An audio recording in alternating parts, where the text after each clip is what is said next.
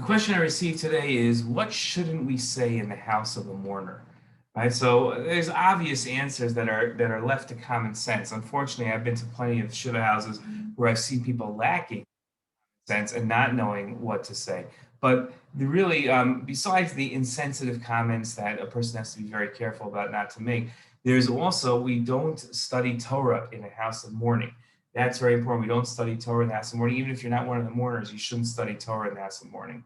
Another thing that's inappropriate is jokes. We don't make jokes in a house of mourning. House of mourning is a sad place. Not only is it inappropriate and it's insensitive, but even if we think that it would comfort the mourner to tell them a funny joke, we don't do it. And along the same lines, irrelevant stories. We don't just tell stories about the news, about what's going on in the world, about what's going on in your life, a trip that you might have taken. A lot of these we tend to try to say because we think that by distracting the mourner, we're doing them a favor. In fact, the opposite is true. We should be telling stories about the person that passed away. We should be asking the mourner to tell them about the person that passed away because mourning, what part of the process of Shiva is that it's therapeutic. It gets a person to be able to talk about the person that they lost, and that helps them find closure. By distracting them, we're really moving away from what we should be doing. So those are things that we should not say at a Shiva house.